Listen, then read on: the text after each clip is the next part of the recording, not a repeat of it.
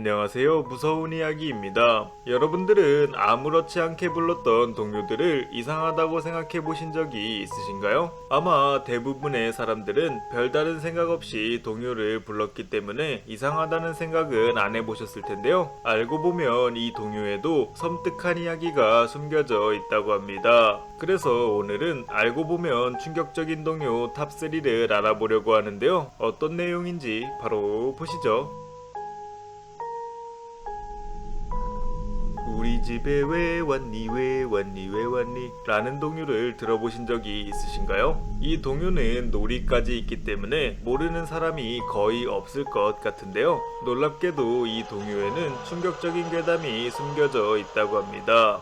이게 무슨 말이냐 라고 생각을 하실 수도 있지만 사실 이 놀이는 일본의 하나이치 몬메라는 놀이에서 유래되었다고 하는데요. 그래서 그런지 가사 또한 매우 유사하다고 합니다. 하지만 일본의 하나이치 몬메를 자세히 보면 어른들이 아이들을 사고 판다는 충격적인 내용이 포함되어 있는데요. 왜 이런 내용이 적혀 있는 건가 했더니 그 이유는 동요의 제목에서부터 확인할 수 있었습니다. 놀랍게도 하나이치 몬메에서 하나는 어린 여자아이를 비유하는 꽃을 의미한다고 하며 이치 몬메는 저렴한 화폐를 뜻하는 단어로 이를 종합해보면 저렴한 화폐로 살 수 있는 여자아이라는 말이 된다고 하는데요. 이뿐만 아니라 우리나라의 가사에서도 꽃을 찾으러 집으로 간다는 이상한 내용이 적혀 있습니다. 대부분 꽃을 찾는다고 하면 꽃집으로 가는 게 정상인데요. 이상하게 동요에는 꽃을 찾으러 우리 집으로 온다고 적혀 있습니다. 게다가 가사의 마지막 부분을 살펴보시면 무슨 꽃을 찾으러 왔느냐 라는 물음에 사람의 이름을 언급하며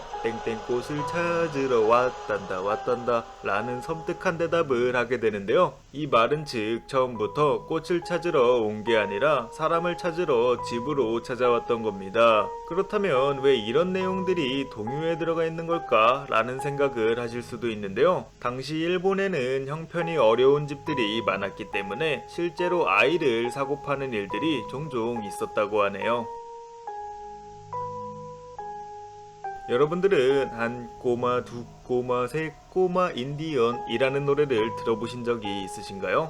이 노래의 한국 버전은 한 꼬마 인디언으로 시작하여 10꼬마 인디언으로 끝난 다음 다시 10꼬마 인디언에서 한 꼬마 인디언으로 줄어드는 내용인데요. 놀랍게도 이 노래의 원곡은 10 Little Nigger Boys라는 노래로 한국 버전과는 다르게 흑인 아이 10명이 잔인하게 죽어가는 내용이라고 합니다. 그 내용을 살펴보시면 10 little nigger boys going out to dine, one overate himself. And then there were 9 little nigger boys sat up very late. One overslept himself. And then there were 8. 8 little nigger boys traveling in Devon, one said he'd stay there. And then there were 7. 7 little nigger boys chopping on sticks. One chopped himself in half. And then there were 6. 6 little nigger boys playing with a hive, a bumblebee stung one. And then there were 5. 5 little nigger boys nailing down the floor. One picked his thumbnail. And then there were 4 little nigger boys going out to sea, a red herring swallowed one. And then there were 3. 3 little nigger boys walking in the snow.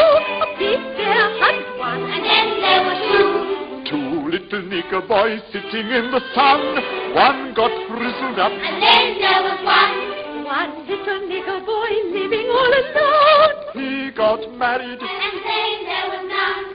이렇게 10명의 흑인 아이들이 차례대로 죽어가는 모습을 표현한 이 노래는 당시 흑인의 인권이 얼마나 낮았는지를 보여주는 노래였는데요. 지금은 인종차별로 인해 문제가 되고 있지만 그 당시에는 아이들도 아무렇지 않게 즐겨 부를 수 있는 그저 흔한 동요였다고 하네요.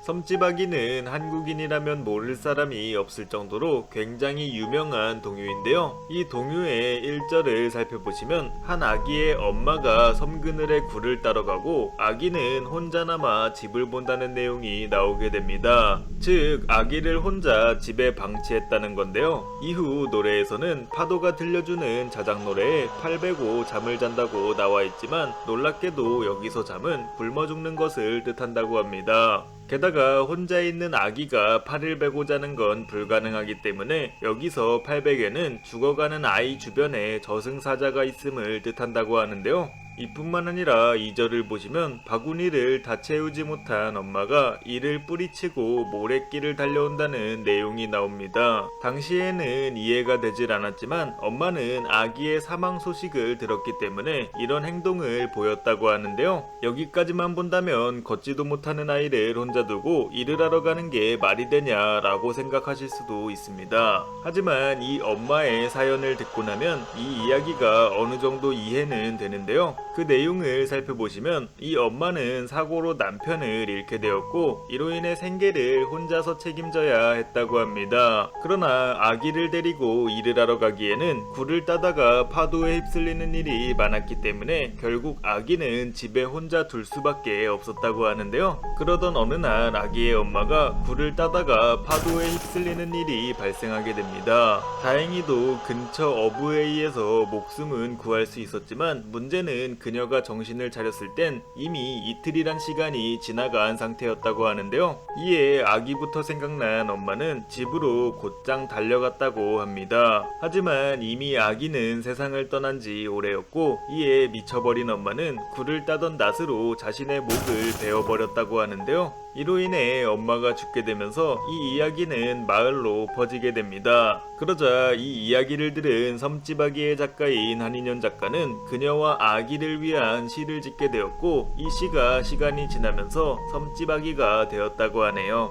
이상으로 알고 보면 충격적인 동요들이었습니다. 재밌게 보셨다면 구독과 좋아요 부탁드립니다. 감사합니다.